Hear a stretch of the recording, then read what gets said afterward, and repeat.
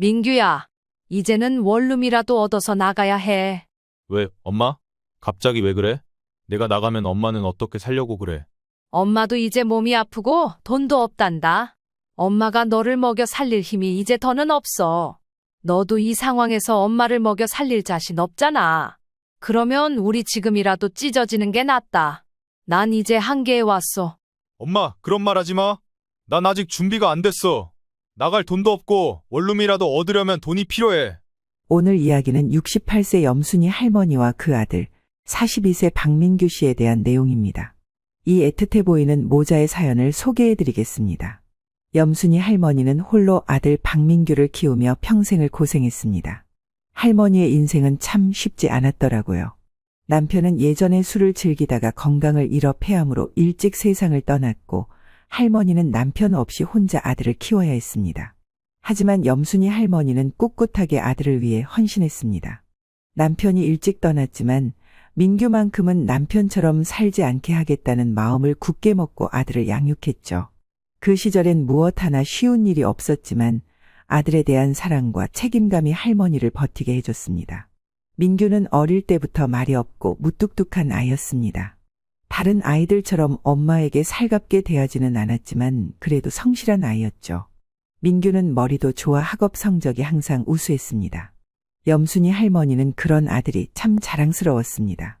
아들이 공부에 집중할 수 있도록 늘 최선을 다해 지원했고 민규는 그런 어머니의 노력에 보답하듯 중학교, 고등학교를 모범생으로 졸업했더라고요. 수많은 기대 속에 민규는 서울에 있는 4년제 대학에 입학하게 되었죠. 대학에 합격했을 때 염순이 할머니는 그동안의 고생이 모두 보상받는 듯한 기쁨을 느꼈습니다. 우리 민규, 이제 잘 될 거야. 라며 늘 자신을 다독였습니다. 대학을 졸업한 민규는 부모님의 기대에 부응하듯 곧 중소기업에 취직했습니다. 염순이 할머니는 아들이 드디어 독립할 수 있다는 생각에 마음이 놓였습니다. 그동안 혼자 살아오면서 겪었던 수많은 어려움과 외로움이 마치 모두 사라지는 것만 같았죠. 하지만 회사 생활은 생각만큼 순탄치 않았습니다. 처음에는 민규도 열심히 일했지만 시간이 지나면서 이상하게 아들의 얼굴에 점점 어두운 그림자가 드리워졌습니다. 염순이 할머니는 처음에 그저 일에 적응하는 데 시간이 걸리는 것뿐이라고 생각했더라고요. 그러나 어느 날 민규가 술에 취해 집으로 돌아왔을 때 그제야 할머니는 뭔가 이상하다는 걸 알아차렸습니다. 민규는 거의 술에 절은 채로 집에 돌아왔고 그날 밤 민규는 어머니 앞에서 울었습니다.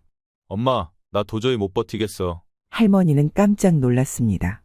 민규가 울다니 그건 평생 처음 있는 일이었죠. 왜 그러니, 민규야? 회사에서 무슨 일이 있니? 민규는 무겁게 고개를 떨구며 말했습니다. 상사가 너무 심하게 대해. 나만 괴롭히고 내가 무슨 잘못을 해도 다 나만 탓해. 할머니는 가슴이 찢어지는 것 같았습니다. 그 상사가 그렇게 악랄하니? 말해봐라. 내가 어떻게든 도와줄게. 민규는 말을 더듬으며 대답했습니다. 악명 높은 상사야. 회사에서도 소문이 자자해. 매일같이 소리 지르고 무시하고 내가 한 일에 항상 트집을 잡아. 도저히 못 견디겠어, 엄마. 할머니는 너무 화가 났습니다. 그런 상사가 어딨니? 그렇게 하면 안 되는 거잖아. 너 혼자 그 고생을 하고 있었니? 민규는 한숨을 내쉬며 말했습니다. 나만 그런 것도 아니야. 회사에선 그 사람한테 찍히면 다들 고생해. 그래서 아무도 말 못해. 민규의 이야기를 들은 할머니는 분노했습니다. 평생을 열심히 살아온 아들이 그런 대접을 받고 있다는 사실에 할머니의 마음은 찢어질 것 같았습니다. 민규가 회사에서 겪고 있는 스트레스는 상상을 초월하는 것이었고 그 상사의 행동은 민규에게만 국한된 것이 아니었더라고요. 회사 전체에서 악명 높은 인물이었다고 합니다. 민규는 매일 상사의 폭언과 부당한 대우를 참아내며 일해야 했고 그 결과 점점 우울증에 시달리게 되었습니다. 할머니는 민규가 그렇게까지 고통받고 있다는 사실에 괴로워졌습니다. 민규는 시간이 갈수록 더욱 힘들어졌습니다. 할머니는 아들이 점점 어두운 표정으로 집에 돌아오는 것을 보며 마음이 아팠습니다. 이번에 그 인간 때문에 2명이나 그만뒀어. 나도 그만두고 싶어, 엄마. 뭐라고? 그래도 회사 안에서 뭔가 해결할 방법이 없어? 그 위에 사람한테 가서 상담할 수는 없어? 전혀 소용없어. 사장 가족들이랑 다 엮여 있어서 계란으로 바위치기야. 민규는 회사에서 쌓인 스트레스를 푸는 방법을 찾지 못했고 결국에는 점점 더 깊은 우울증에 빠지게 되었습니다. 처음에는 그저 스트레스 때문이라고 생각했지만 시간이 지날수록 민규는 밤에 잠을 이루지 못하고 가슴이 답답하다며 고통을 호소하기 시작했죠. 결국 공황장애 증상까지 나타나게 되었고 급기야 민규는 회사에 출근하는 것조차 어려워졌습니다. 그러던 어느 날 민규는 회사에 사표를 내고 집으로 돌아왔습니다. 엄마 나도 그만뒀어. 할머니는 무슨 일이냐며 놀라 물었습니다. 왜? 또 무슨 일이 있었던 거야? 민규는 그저 지친 얼굴로 고개를 저었습니다. 더는 못 버티겠어. 그 사람 때문에 도저히 일을 할 수가 없어. 할머니는 아들의 결정을 존중했습니다. 그래, 어쩔 수 없지. 잘 생각했어. 몸이 상하는 것보다 나은 거야. 할머니는 이렇게 말하면서도 마음이 씁쓸했습니다. 하지만 이런 걱정을 했던 게 무색할 정도로 이후로도 아들 민규의 상태는 쉽게 나아지지 않았습니다. 오히려 더 악화되었죠. 민규는 여전히 우울증 약을 복용해야 했고 일자리를 구하는 대신 공무원 시험을 준비하겠다며 책을 펴들었습니다. 엄마, 차라리 공무원 시험을 준비할게.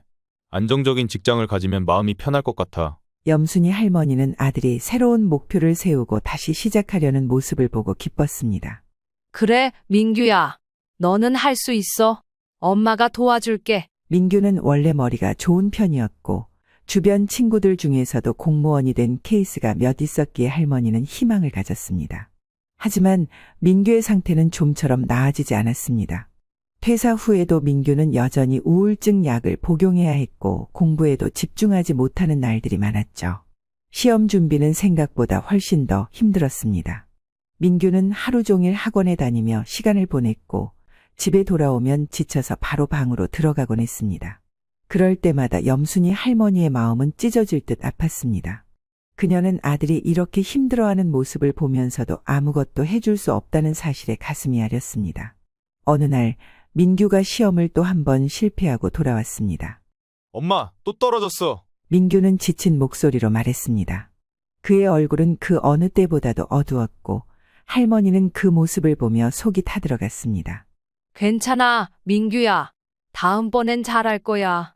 이번에도 열심히 했으니까 다음엔 분명 좋은 결과가 있을 거야. 할머니는 애써 웃으며 아들의 손을 잡아주었습니다. 민규는 한동안 아무 말 없이 고개를 숙이고 있었습니다. 민규는 그 후로도 몇 번이나 공무원 시험에 도전했지만 번번이 실패했습니다. 몇 년이 흐르면서 민규는 시험에 떨어진 횟수가 5번을 넘겼습니다. 민규는 그동안 학원에서 살다시피 하며 공부에 매달렸습니다.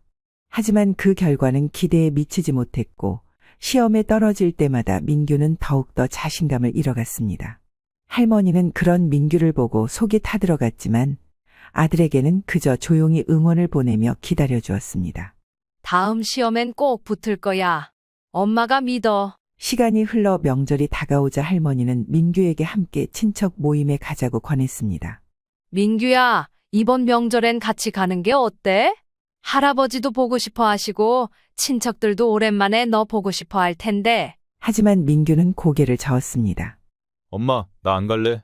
친척 어른들 만나면 분명히 왜 퇴사했냐고 물을 거잖아. 다들 잘 나가는 외삼촌네 자식들과 비교될 텐데 그거 정말 싫어. 할아버지는 보고 싶지만 마음이 불편해. 민규의 말에 할머니는 한숨을 내쉬며 고개를 끄덕였습니다. 그래, 내가 그렇게 생각한다면 엄마도 내 뜻을 존중할게.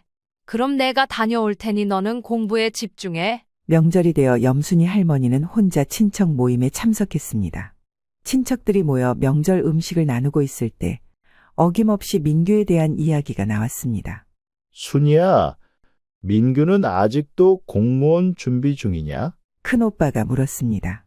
할머니는 애써 미소를 지으며 대답했습니다.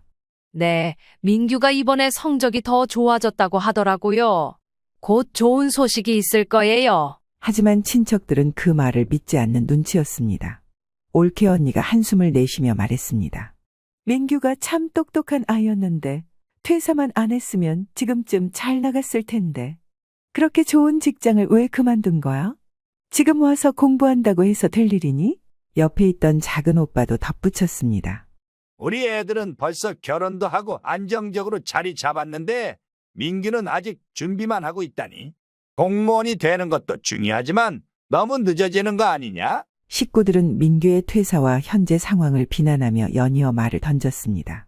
요즘은 다들 퇴직 후 재취업하고 자기 개발하는데 민규는 왜 그렇게 오래 걸리냐? 공무원 준비도 한두 번이지 너무 길어진 거 아니야? 아무리 해도 안 되는 거면 포기하는 것도 생각해야지. 순간 염순이 할머니는 참을 수 없는 분노가 치밀어 올랐습니다. 그동안 아들이 얼마나 힘들어하고 있는지 그가 받은 고통을 아무도 모른 채 이렇게 쉽게 말하는 게 너무 억울하고 화가 났습니다. 그만 좀 하세요. 할머니가 갑자기 소리치자 모두가 놀라서 말을 멈췄습니다. 할머니는 눈물이 맺힌 채로 식구들을 바라보며 외쳤습니다. 우리 민규가 얼마나 힘든 줄 알아요? 그냥 퇴사한 게 아니에요. 회사에서 매일같이 스트레스를 받으면서 상사의 폭언과 갑질을 참아가며 견디던 애였어요. 그 고통을 어떻게 알겠어요? 누구도 그걸 이해하지 못하면서 이렇게 쉽게 말하지 말아요. 할머니의 목소리는 떨렸습니다. 민규가 공무원 준비를 시작한 것도 다 이유가 있는 거예요. 힘들어도 다시 일어설 수 있도록 준비하고 있는 거고요. 우리 아들 잘 될 겁니다. 어른들이 돼서 응원은 못 해줄 망정 왜 애를 기죽여요? 도대체 왜 민규를 이렇게 몰아세우는 거예요? 순간 모두가 침묵했습니다. 염순이 할머니의 눈에는 눈물이 고였고 그 분위기는 매우 어색해졌습니다. 식구들은 할머니의 분노를 예상하지 못했는지 당황한 듯했습니다. 그래, 민규도 참 힘들었겠네. 그리고 네가 가장 힘들겠지. 미안하다. 큰오빠가 조심스럽게 말을 꺼냈지만 이미 분위기는 한껏 싸늘해져 있었습니다.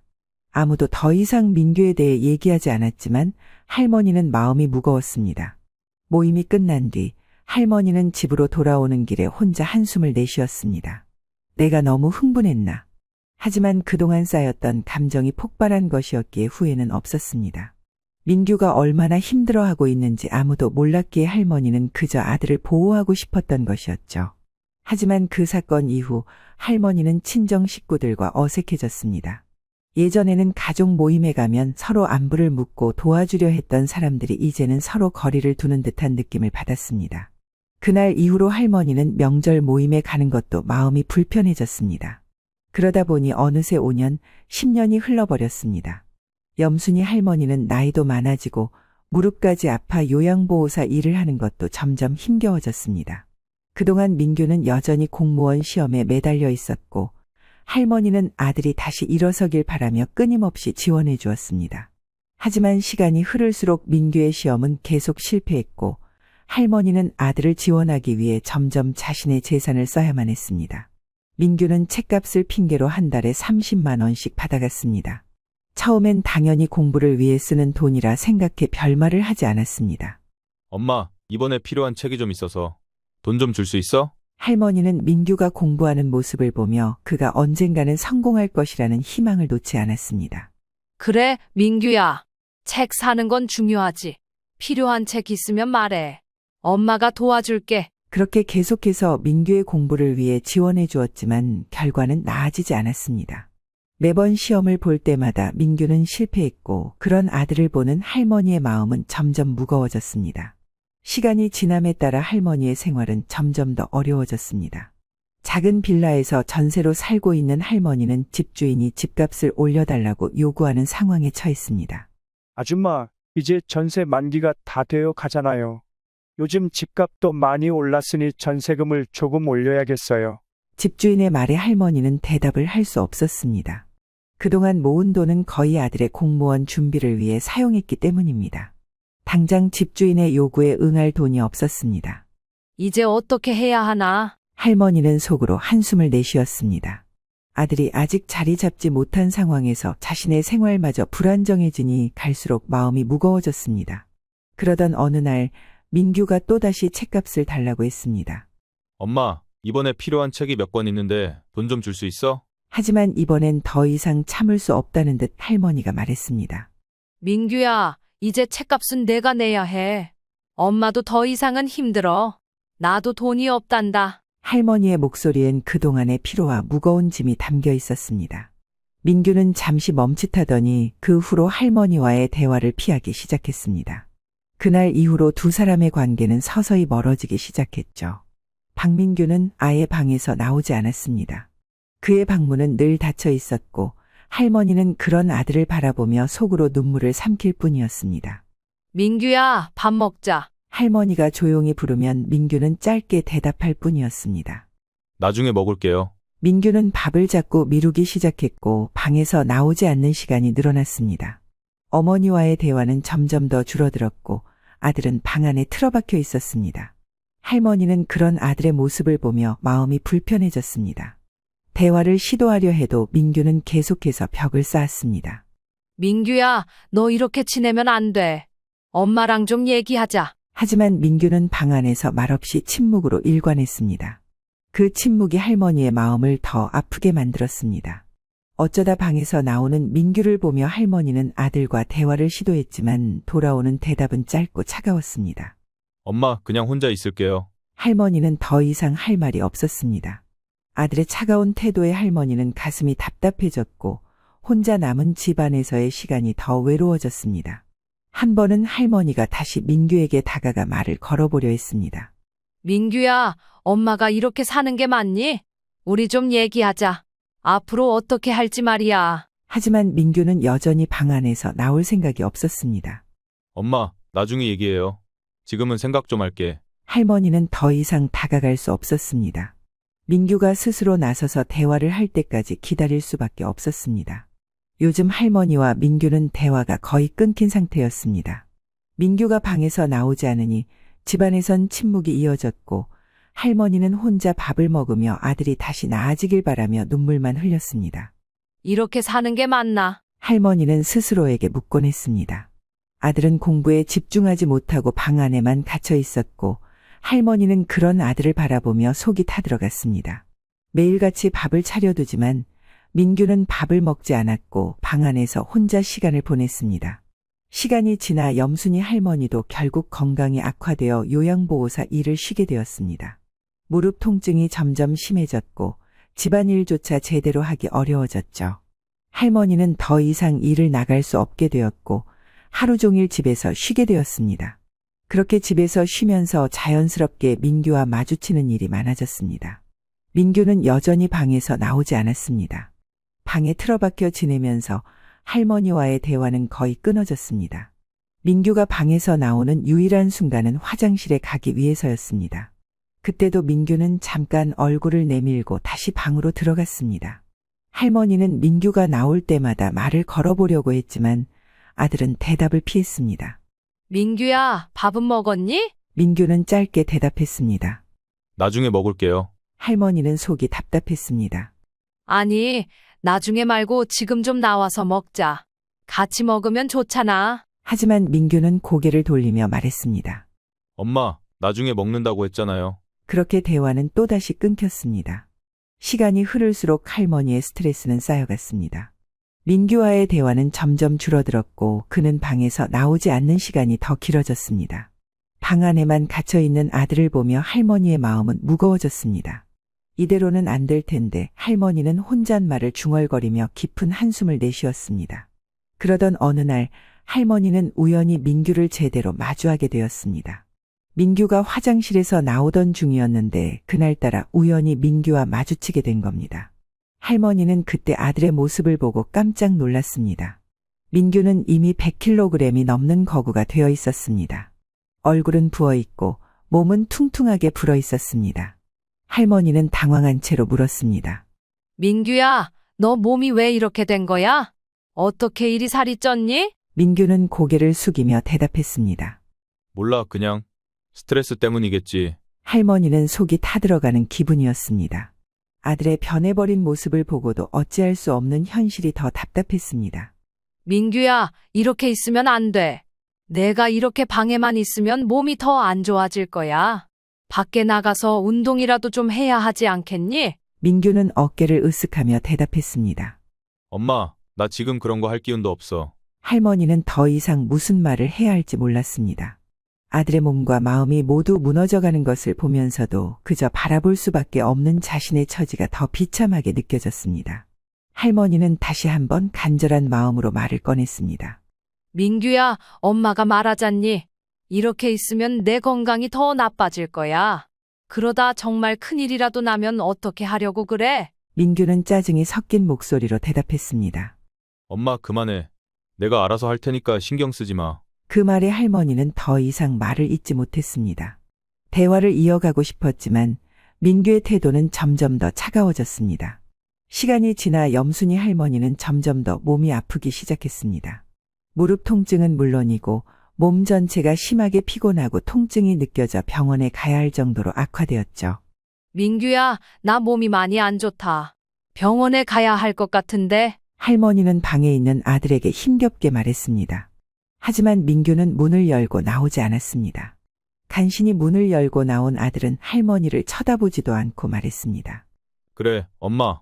구급차 부를게. 민규는 할머니를 병원에 데려가려고 하지 않고 구급차를 불러주는 것에 그쳤습니다. 병원에 도착한 할머니는 여러 가지 검사를 받았습니다. 며칠 후 결과를 듣게 되었을 때 췌장에 큰 문제가 있다는 진단을 받았습니다. 췌장에 이상이 생겼다는 사실을 들은 순간 할머니는 큰 충격을 받았습니다. 몸 상태가 심상치 않다는 것은 알았지만 이렇게 심각할 줄은 몰랐습니다. 병원에서 돌아온 후 할머니는 이 사실을 아들에게 전했습니다. 민규야, 나 췌장에 큰 문제가 있대. 치료를 받아야 한대. 민규는 잠시 놀란 듯 했지만 그리 심각하게 받아들이지 않는 듯 보였습니다. 엄마, 좀 쉬면 나아질 거야. 잘 쉬어야겠네. 민규는 그렇게 말했지만 할머니는 그 말에서 아무런 위로도 느끼지 못했습니다. 할머니는 속으로 걱정이 가득했습니다. 내가 이렇게 아프면 앞으로 먹고 사는 건 어떻게 해야 하지? 심란한 마음으로 며칠을 보내던 중 친정언니에게 이 사실을 전하게 되었습니다. 언니는 할머니의 이야기를 듣고 불같이 화를 냈습니다. 뭐라고? 민규가 그 정도로 힘든 상황에서도 널 돌보지 않고 있어?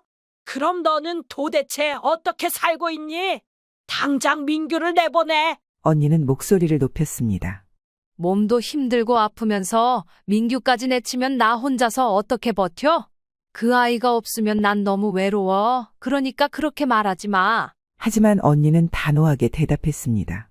이거 사. 너 내 말 안 들으면 나중에 후회하게 될 거야. 사지 멀쩡한 녀석이 10년째 엄마한테 돈을 타먹고 살이 뒤룩뒤룩 쪄서는 엄마가 아프든 말든 신경도 안 쓰는 놈이 무슨 아들이야. 민규를 당장 내쫓아. 너도 지금이라도 늦지 않았어. 더 이상 이렇게 살면 안 돼. 할머니는 언니의 말을 듣고 나서도 그저 마음이 복잡했습니다. 민규를 내보낸다는 생각 자체가 너무나도 두려웠습니다. 내가 이렇게 힘든데 민규까지 내보내면 정말 어떻게 버티지? 할머니는 혼란스러웠습니다. 하지만 언니의 말은 할머니의 마음속에 깊은 상처처럼 남았습니다. 정말로 민규를 내보내는 게 맞는 걸까? 혹시 언니 말이 맞는 걸까? 할머니는 내심 흔들리고 있었습니다.